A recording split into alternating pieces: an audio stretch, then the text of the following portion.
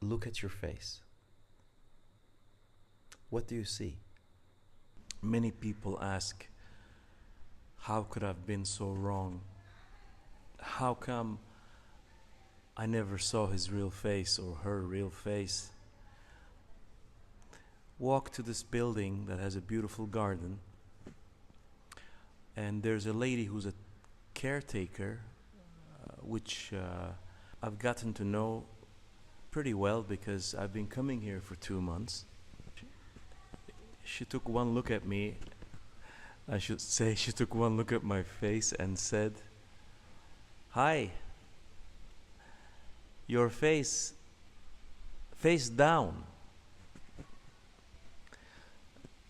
I didn't wake up in the best mood. Was feeling a little tired and not very motivated. I thought I was doing a good job hiding it, but like I said, one look from this lady and with few words of English that she has, and she kind of surprised me. Face down. Talking about faces, they are hard to read. Not only most of us put on a mask, but also who's reading it. Usually our perspective is mostly skewed because it has a direct relation to our agenda, unfortunately. Seeking benefits cripple many things about us, and one of them, a major one, is our vision, our clarity, to see who we are actually looking at. When we look at people's faces, we see hurt, and probably tied to it anger, dissatisfaction, disappointment, depression, anxiety, fear. There's a lot of negativity, and these things are mostly linked to each other over an extended period of time. They paint a picture on our face. This picture settles. The lines come on our face. Then you look at other faces, and I'll take this backwards. You see a state of bliss, joy, fulfillment, contentment, satisfaction, gratitude.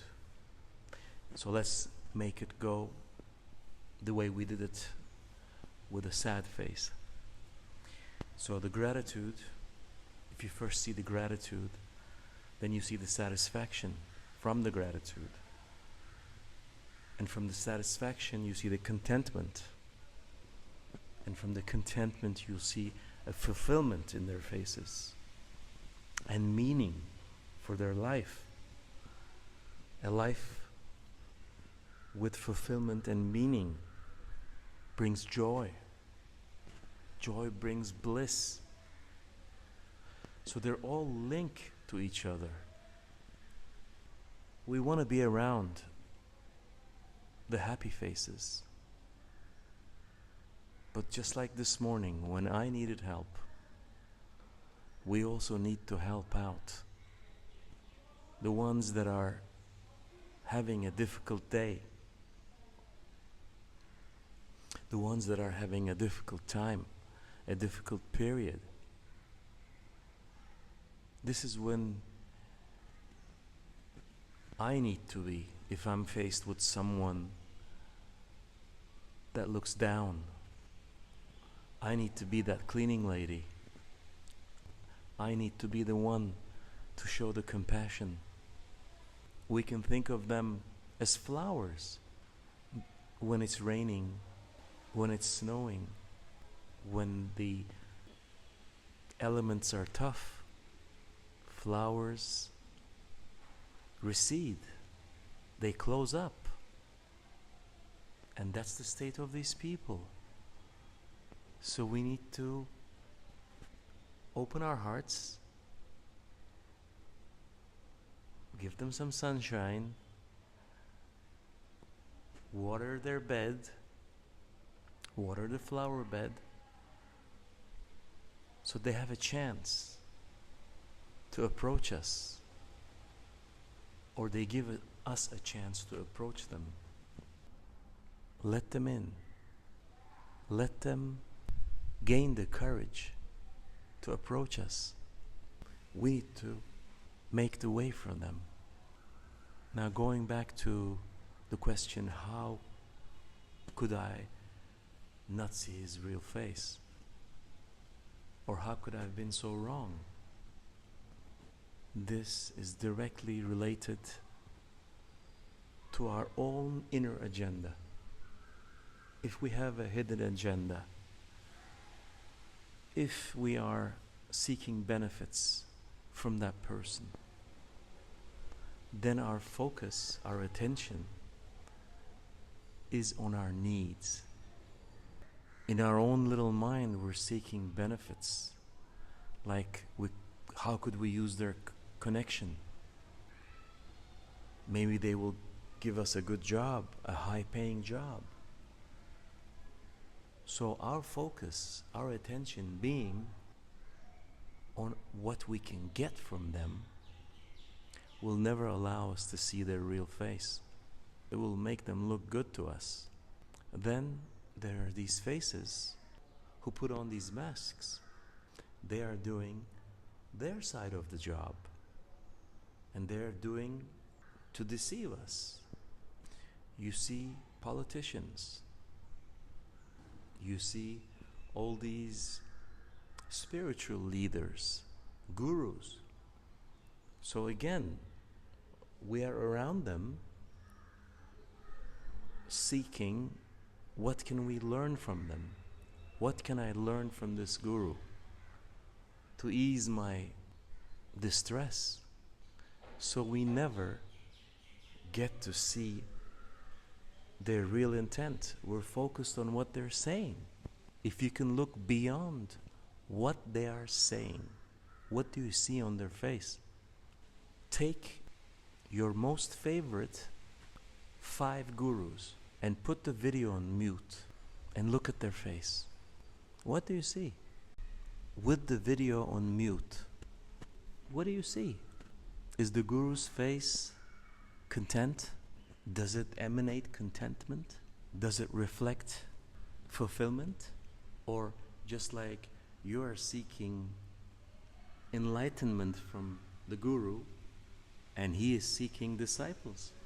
I was invited to listen to this spiritual leader, and even though his message was quite unique and he had valuable lessons to share, but did he take them to heart? Was he applying them in his life? I didn't think so. It was a very sad face. I could say miserable. No contentment, no satisfaction, no celebration of life. Seeking, roaming, what's in it for me kind of mode. There were hundreds of people. I didn't think many of them could see his real face.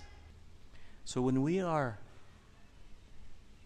going to see people, leaders, spiritual leaders, we want to spend our time not with faces that are depleted through all the work we're doing on ourselves, especially if we're following self-help gurus, spiritual people.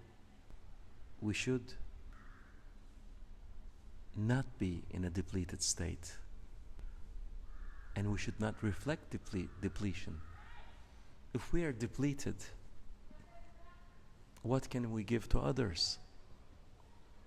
What can he give to others? So we have some homework for this video.